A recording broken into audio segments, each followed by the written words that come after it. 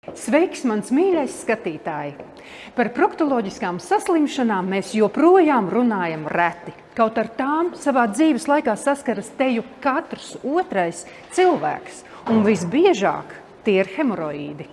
Daktere Mauriņa klīnika jau kopš 2009. gada daktere Aigara Martinsona vadībā Latvijā ievieš saudzīgas un pacientiem drošas proktoloģisko saslimšanu ārstēšanas metodes, izmantojot lazertehnoloģijas. Sveika, Inga! Sveika, Dini! Daktere Inga Melbārde Gorkuša, daktere Mauriņa klīnikas ķirurgs proktologs ar 17 gadu pieredzi savā jomā. Kādas saslimšanas ārstē proktologs? Proktologs pirmkārt ir ārsts, kas pēc pamatspecialitātes ir ķirurgs, un pamatā proktologs nodarbojas ar taisnās zarnas un starpenes rajona slimību diagnostiku un ārstēšanu, un arī operācijas veids.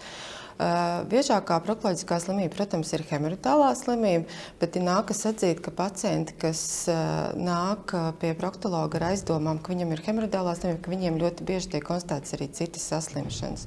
Un ļoti bieži tie var būt arī taisnās zarnas gļotādes plīsumi.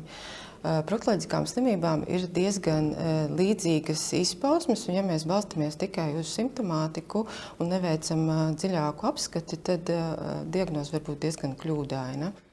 Pie proktologa var nākt arī ar dažādām estētiskas dabas problēmām, ja ir kaut kādas izmaiņas starpenes rajonā, kas pacientam nepatīk, kā izskatās vai traucē. Proktologs nodarbojas arī ar iekaisīgām zarnu slimību diagnostiku, var konstatēt arī varbūt sastrutojumi šajā zonā, varbūt veidojumi kā polipi, varbūt papilomas. Protams, nereti varbūt arī konstatēti audzēji. Diemžēl saslimšana ar taisnās zarnas audzējumiem pieaug katru gadu pasaulē, un saslimšana sāk izpausties agrīnākā vecumā.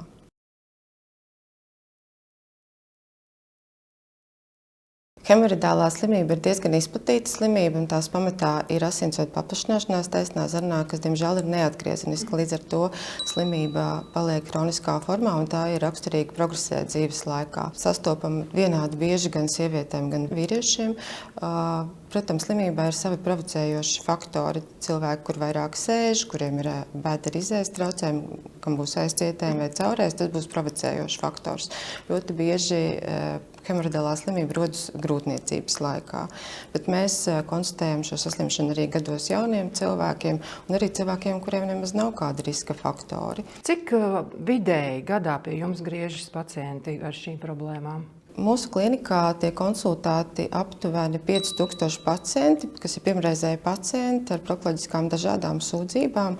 Pamatā tie cilvēki ir darbspējīgā vecumā, un, ja daļai varbūt pietiek ar dzīvesveida korekciju vai medikamentozu ārstēšanu, tad daļai jau ir nepieciešams veikt operāciju. Un apmēram 1000 pacientiem gadā tiek veikta proktoloģiska operācija mūsu klinikā. Simptomi var būt diezgan tādi nenozīmīgi reizēm. Tas var būt dedzināšana, nieze, kāds diskomforts. Ja slimība progresē, tad, protams, var parādīties arī izmaiņas, varbūt kāds veidojums tūpļa rajonā vai asinis parādīties pie vēdera izējas. Slimība var noritēt diezgan dažādi. Te var būt arī lēna pakāpeniska attīstība, pat bez sūdzībām. Līdz beidzot pacients konstatē, ka pie vēdera izējas sāk kaut kas izslīdēt, vai arī veidojums parādās jau pastāvīgi ārpusē. Protams, ja slimība ir sākotnējās stadijās, tad veidojumi būs iekšpusē, un līdz ar to arī ārstēšana būs vienkāršāka. Varbūt slimībai izpausme arī ar miera periodiem un sāsinājumiem. Miera periodā pacientam var nebūt vispār nekādu sūdzību, bet sāsinājumi var būt noritēt ar diezgan spilgtām izpausmēm, ar sāpīgu, pietūkušu veidojumu ārpusē, ar asiņošanu. Un šajās situācijās diezgan labi palīdz arī medikamentozu ārstēšana. Medikamentozu ārstēšana šajā brīdī var noņemt pilnīgi visus simptomus, var pazūt pat ārējais veidojums, bet tas nenozīmē, ka slimība ir izārstēta. Slimība vienkārši tiek panākt slimības miera stāvoklis. Un tādā veidā, diemžēl, slimība ar atkārtotiem sāsinājumiem var progresēt un slimība var tikt ielaista. Ar ko pacientam ir jārēķinās nākot pie proktologa, kāda būs izmeklēšana un kāda būs tālākā gaita? Noteikti ir svarīgi, ka pacients māca izstāstīt savas sūdzības, tad pacients tiek izjautāts. Būtu svarīgi pacientam pašam arī būt informētiem par kādiem izmeklējumiem, kas skar zarnu traktu vai vēdera dobumu, tad informēt arī proktologu par šiem izmeklējumu rezultātiem.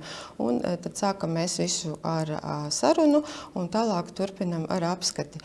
Proktoloģiskā apskate ietver sevi Starpenes rajona vizuālu novērtēšanu, taisnās zarnas izstāstīšanu un apskati ar proktoskopu. Proktoskopiju veids asistējot medmāsiņai, lai notiktu izmeklējums pietiekoši raiti, komfortabli pacientam. Un svarīgi gribu uzsvērt, ka izmeklējums nav sāpīgs.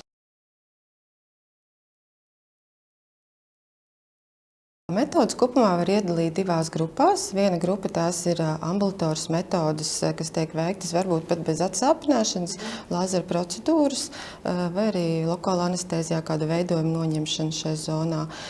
Populāra mums ir HELP metode, kas ir saīsinājumā no hemorīdu asinsvadu piededzināšanas. Šī metode ir draudzīga pacientam ar to, ka nav nepieciešama atsāpināšana, jo šī zona ir cilvēkam mazjūtīga un arī pēc procedūras pacients nejūt sāpes. Tādā veidā mēs varam samazināt apasiņošanu taisnā zarnā.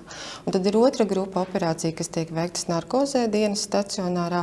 Arī šīs operācijas salīdzinoši ir mazāk traumatiskas. Mēs strādājam ar lāzeri. Ar lāzeri mēs hemorīdus piededzinām, nevis izgriežam. Es gribētu, lai tu iedrošini mūsu skatītājus tiem cilvēkiem, kam jau tomēr ir šie simptomi un viņi baidās nākt. Un ka ir jebkurā situācijā, jebkurā stadijā ir iespējams palīdzēt un ir iespējams arī saudzīgi ārstēt. Manuprāt, ļoti svarīgi ir noskaidrot situāciju, jo varbūt nemaz nav tik briesmīgi, kā pašam liekas. Varbūt risinājums arī nemaz nav tik sarežģīts. Un pat, ja atklājās, ka slimība ir varbūt tajā lielākajā pakāpē un pacientam ir vajadzīga operācija, es domāju, mums vienmēr būs risinājums. Tiek veiktas operācijas arī pie pēdējās 4. pakāpes hemoroidālās slimības. Mēs izmantojam lāzerus arī šajā gadījumā, un rezultāti ir ļoti labi.